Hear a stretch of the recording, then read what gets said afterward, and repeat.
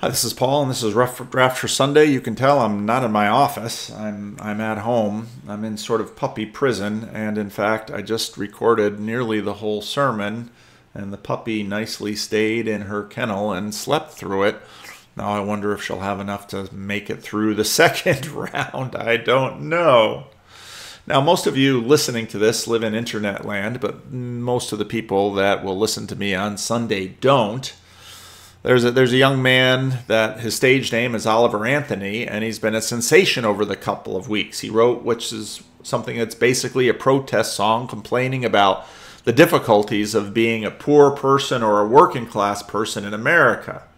And the culture war being what it is sort of very much began to divide along this line. Well, this is a political thing, or this is authentic, or this is astroturfing, and this is about class. Now, it reminded me a bit about J.D. Vance's Hillbilly Elegy. Now, obviously, when you write a book, only certain classes of American will read it, and a lot of sort of reading class people read Hillbilly Elegy, and people on both sides of the culture war really appreciated it and found it noteworthy, striking, and beautiful. And then, of course, there was all of the drama about, well, is J.D. Vance going to run for office, and is he going to get political? And in fact, he did run for office, and now he's a senator from the state of Ohio. Anthony Oliver, or Chris, which is his given name, doesn't have the preparation that J.D. Vance had. J.D. Vance, went from the Army into Yale and graduated, and of course had the wherewithal to write a book. This young man has suffered traumatic brain injury. He struggled with depression and substance abuse. He was recently decided to get clean and sort of made a bargain with God, last-ditch effort to sort of straighten up his life, to keep his children and his marriage and keep things together, basically working in poverty. And then he was recording songs in his Android phone, songs that he was writing himself about his thoughts and his struggles and his hardships, and social media grabbed it, and whoosh, now he's got all of this fame. In fact, within a couple of weeks, he's already on Joe Rogan. And Joe asked about his turn, and he talked a bit about it. Joe pursued it to some degree, but then wanted to talk about other things. And it was interesting when I listened to his description of it. It reminded me a lot of the kind of the folk Christianity that is pervasive, especially in poor and working class areas of the United States. It reminded me actually a lot of this wonderful passage from J.D. Vance's book. Now, if you don't know much of J.D. Vance's story, the reason he wrote this book and dedicated it to his grandmother was that his mother, too, struggled with substance abuse and behavioral issues and mental health issues. And so young J.D., grew up a fair amount of time with his grandmother. And he had this really poignant portion of the book where he writes about his grandmother's faith. I stood in the narrow walkway that separated the living room from the dining room and asked Mama a question that had been on my mind since she ordered Mom to drive us home safely. Again, Grandma sort of has to take control of her mom because Mom's not always in control of herself. I knew what she'd say, but I guess I wanted reassurance. Mama, does God love us? She hung her head and gave me a hug and began to cry. The question wounded Mama because the Christian faith stood at the center of our lives, especially hers. We never went to church except on rare occasions in Kentucky, or when Mom decided that what we needed in our lives was religion. Nevertheless, Mama had a deeply personal, albeit quirky faith. She couldn't say organized religion without contempt. She saw churches as breeding grounds for perverts and money changers. She hated what she called the loud and proud people who wore their faith on their sleeve, always ready to let you know how pious they are. Still, she spent much of her spare income, gave much of her spare income to churches in Jackson, Kentucky, especially those controlled by Reverend Donald Eisen, an older man who bore a striking resemblance to a priest from The Exorcist. By Mama's reckoning, God never left our side. He celebrated with us when times were good, and comforted us when they weren't. During one of our many trips to Kentucky, Mama was trying to merge onto the highway after a brief stop for gas. She didn't pay attention to the signs, so we found ourselves headed the wrong direction on a one-way exit ramp with angry tourists swerving out of our way. I was screaming in terror, but after a U-turn on the 3-lane interstate, the only thing Mama said about the incident was, "We're fine, goddammit. Don't you know Jesus rides in the car with me?" Guess she knew about Jesus stilling the storm. Some of the details are different. But you can see in this lovely little testimony again how this faith and this aspect of faith and this beauty of faith has gotten deep into our culture, even into places in the culture that don't read a lot of fancy books or theology, and even places where people don't necessarily go to church.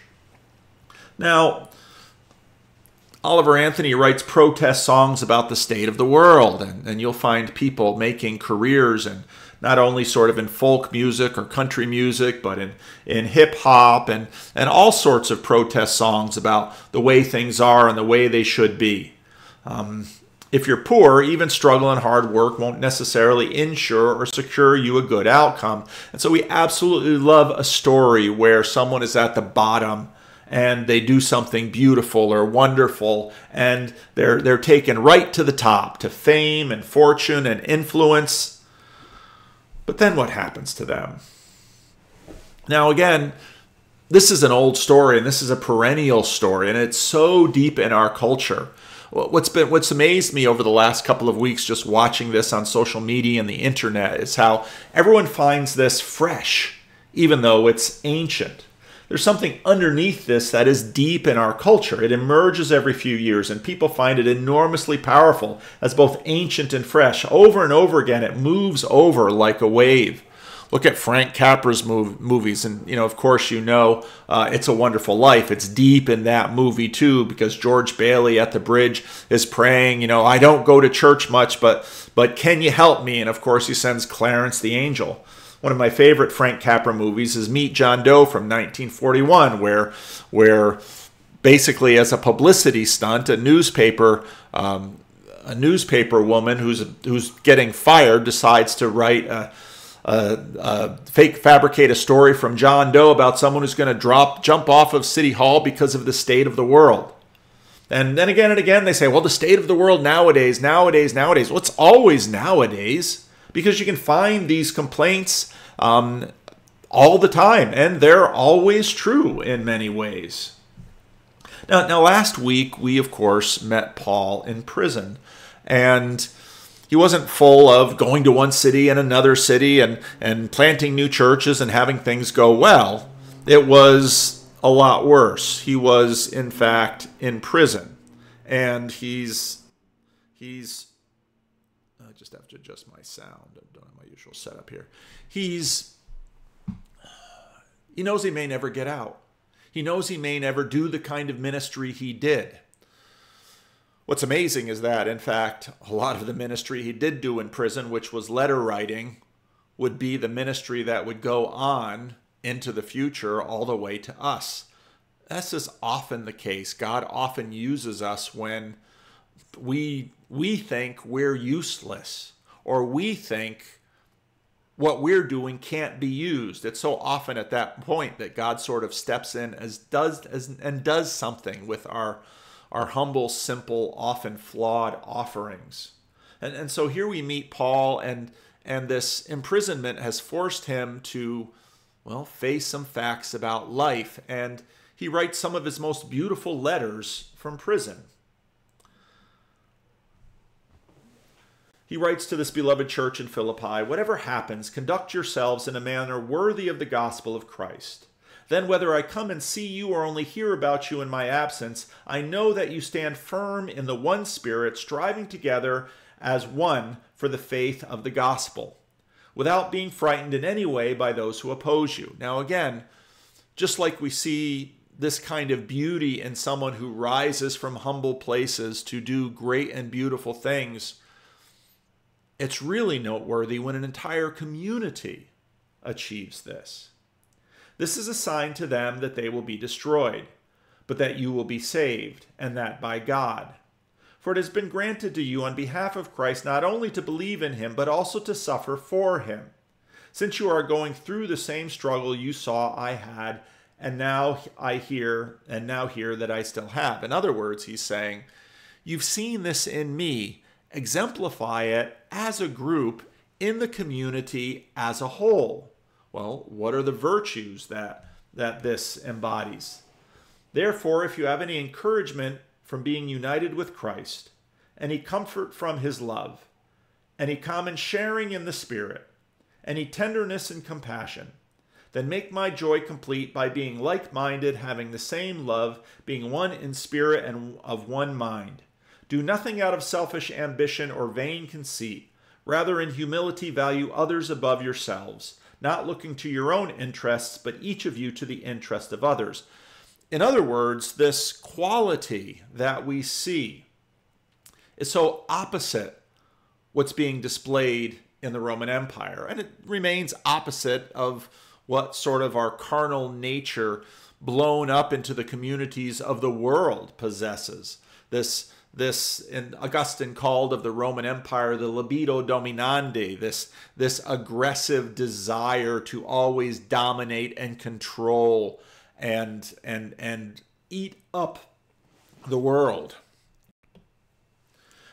And the libido dominandi is with us all the time. And now Paul is saying that the Spirit of Christ in many ways is going out through the churches as a countervailing argument and something that would get into the culture, and I think has been deeply rooted in our culture today, even to the point of people who say they don't believe in God. They still find this Christ-likeness deeply beautiful, attractive, and in fact, it becomes an ideal that they wish to emulate.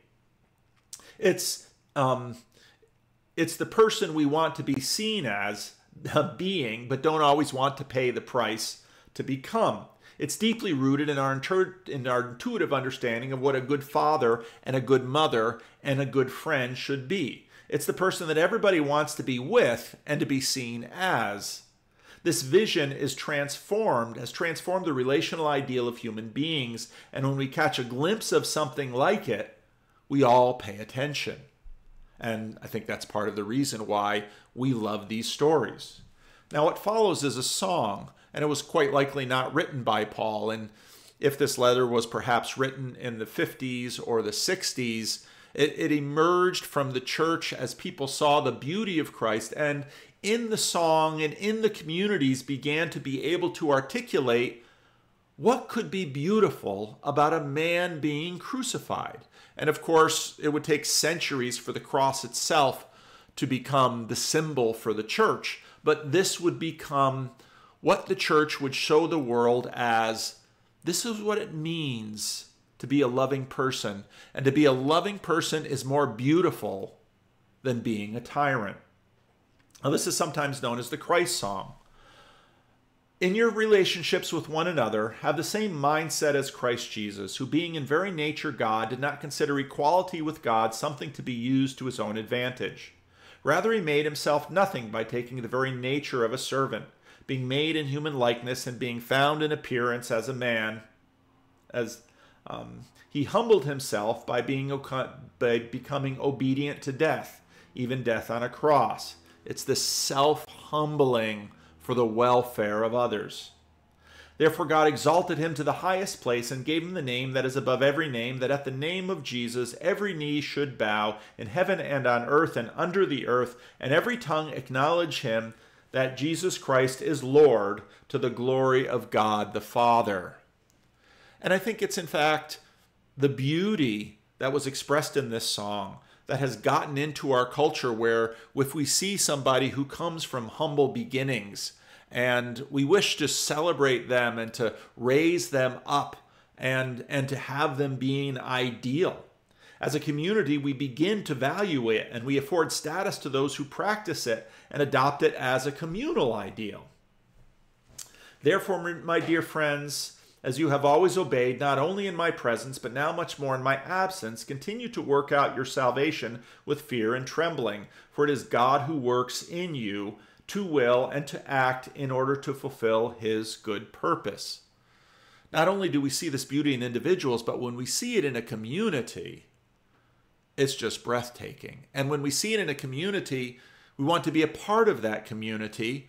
We want to emulate that community, and in fact, we want to reproduce that community.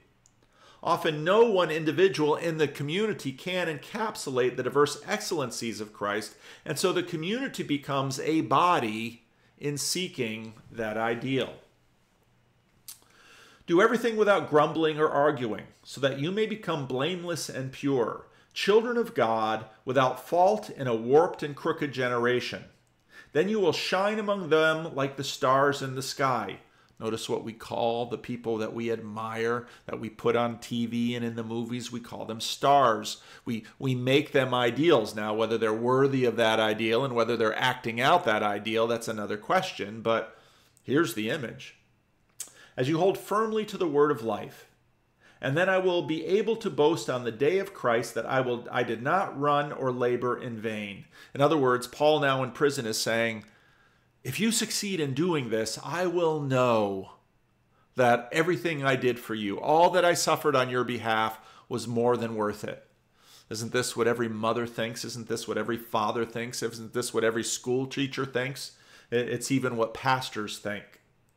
But even if I am being poured out like a drink offering on the sacrifice and service coming from your faith, I am glad and rejoice with you.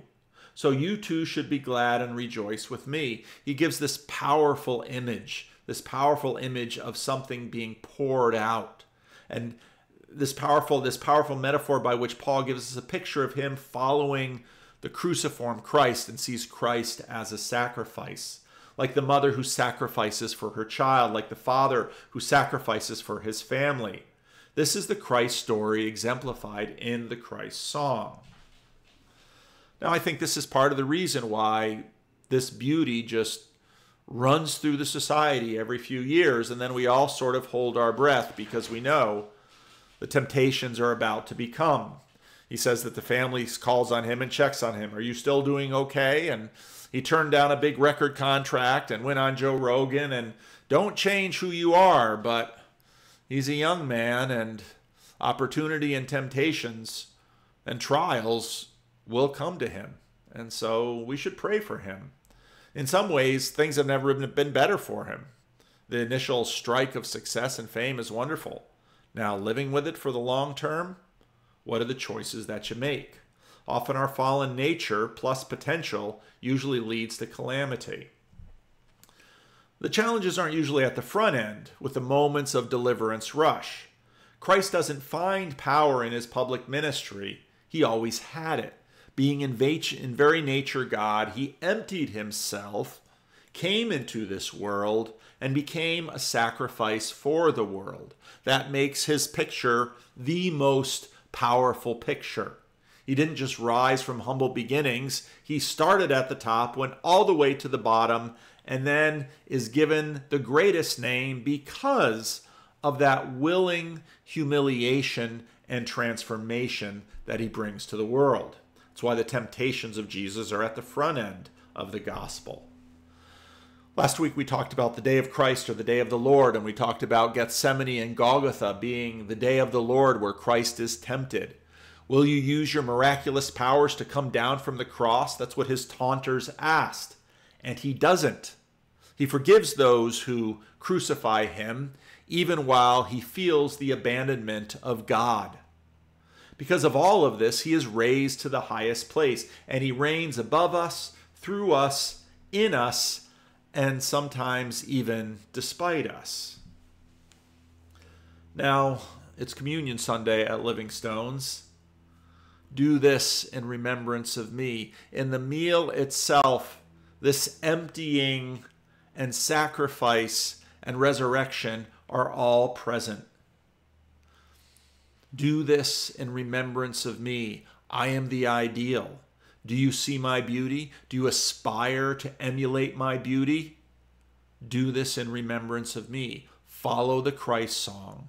Serve one another. Look to the interest of others. We all know this. It's basically become the definition of goodness in our culture.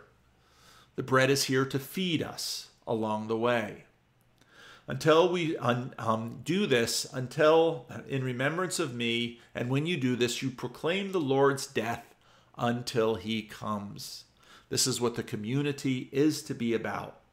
The meal of communion is to produce a life of communion. Communion in suffering, communion in glory, communion towards eternity. Amen.